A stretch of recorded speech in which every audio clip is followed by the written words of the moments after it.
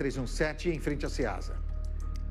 Desde o dia do atropelamento, nós estamos mostrando aqui, buscando informações para tentar identificar os veículos que passaram sobre os corpos de mãe e filhos. Buscamos várias empresas de ônibus, contamos com a sua denúncia e hoje você vai ver o que a polícia já sabe sobre esse caso. É reportagem especial. Tá na tela. A Delegacia de Trânsito da Polícia Civil conseguiu avançar na investigação. O caso foi registrado no dia 16 de setembro. A mulher haitiana, de 40 anos, e os dois filhos, um de 3 e outro de 1 ano, morreram ao serem atropelados na PR-317, próximo ao Ceasa, em Maringá. O motorista do veículo não ficou no local depois do atropelamento, mas deixou para trás parte do para-choque, supostamente de um ônibus. Até então, era todas as informações que a polícia tinha até o momento. Só que a investigação avançou e as provas começaram a aparecer. A primeira imagem que surgiu após o atropelamento foi esta, de um ônibus passando pela rodovia próximo ao horário do acidente. A polícia confirmou que o para-choque encontrado no local era mesmo deste ônibus, mas descobriu que não foi este veículo que atropelou as vítimas. Na primeira semana tinha muitos esclarecimentos, né, a fazer e a gente realmente caminhou, aquele ônibus que aparece na imagem foi identificado, é um ônibus de uma empresa do Paraguai que fazia essa rota. A empresa encaminhou para nós imagens do ônibus, confirmou realmente o para-choque que foi localizado e pertencia a esse ônibus.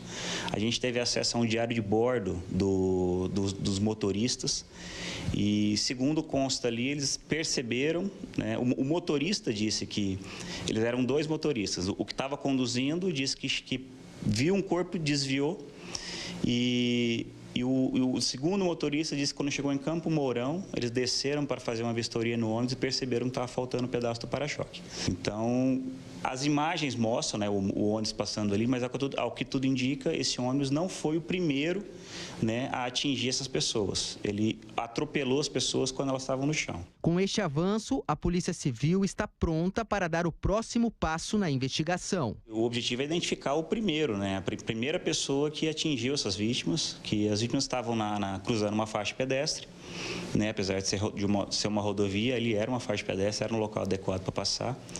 E as imagens são bastante ruins, a qualidade não é boa, então a gente continua batalhando para tentar identificar qual seria esse primeiro motorista a atropelar.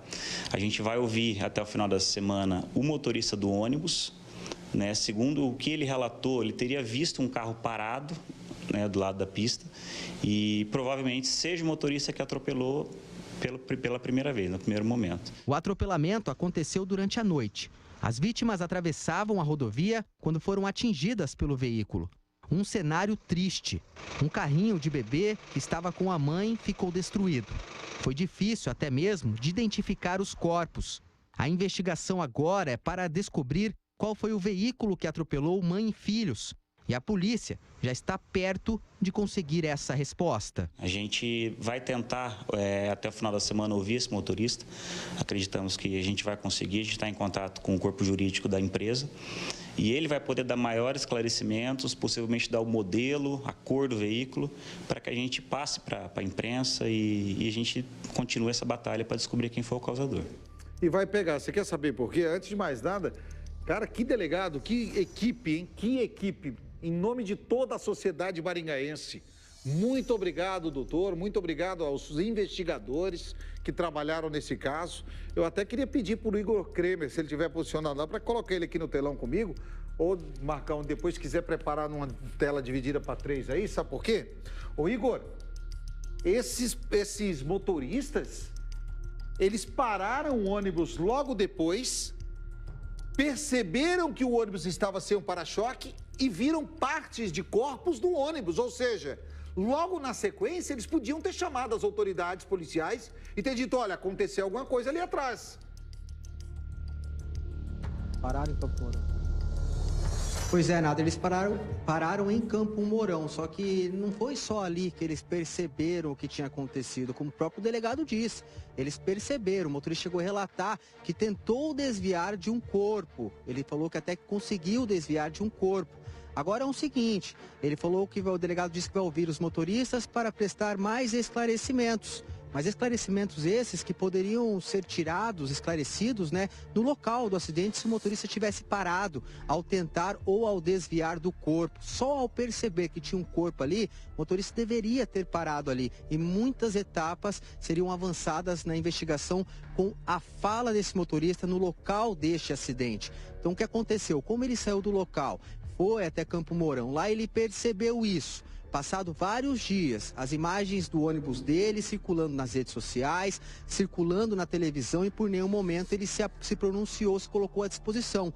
Precisou a polícia ir atrás. Então são etapas que a Polícia Civil precisou cumprir que não precisava, se caso esse motorista tivesse parado no local.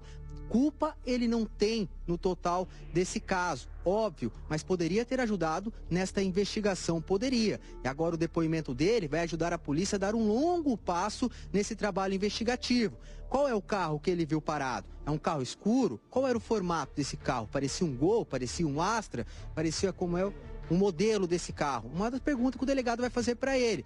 O que mais você viu no momento em que você tentou desviar do corpo? Você viu um corpo? Viu 2 corpos? Viu 3 corpos? O que você viu? Tudo isso pode ajudar a Polícia Civil na investigação. É um relato muito importante. Um relato que, na minha opinião, deveria ter sido já prestado no dia do acidente. O motorista parasse o ônibus em Campo Mourão, ligasse para a Polícia Civil e falasse: olha, vi um corpo no asfalto, eu acho, viu? Tentei desviar. E aí sim a polícia iria até lá e ia conseguir avançar muito mais. Então agora é importante essa fala dele, vamos aguardar, ficar em cima. O delegado também está conectado diretamente com a nossa equipe.